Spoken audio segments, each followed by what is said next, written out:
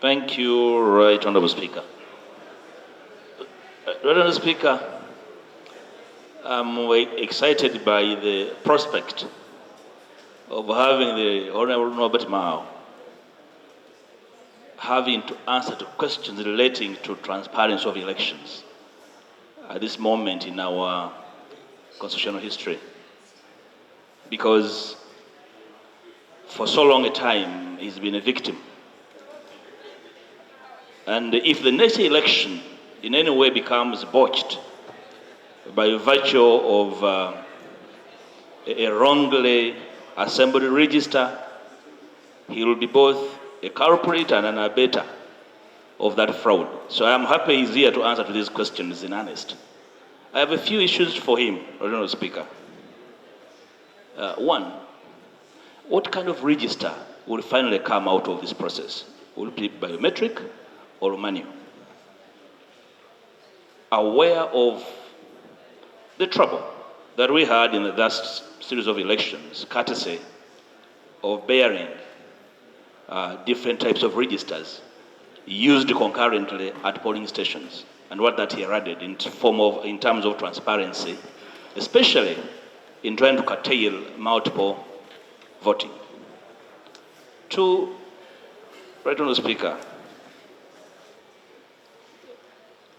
the Honourable Nsereko made allusion to part of the duty that the Honourable Mao owes this nation, namely to offer leadership on key reform issues that have been a subject of court variously, the Supreme Court, including particular and peculiar orders to be followed, including the correction of the nature of register.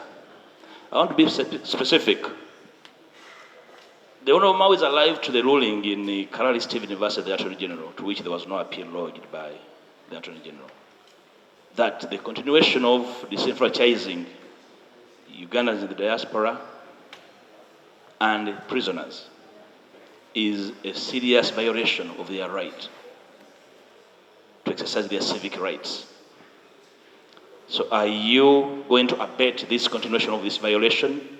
It was declared unconstitutional and a violation of their rights to vote. So as a Minister of Justice and as a former victim, if there is such a thing as a former victim of disenfranchisement, are you prepared to abet this illegality and violation of the Constitution?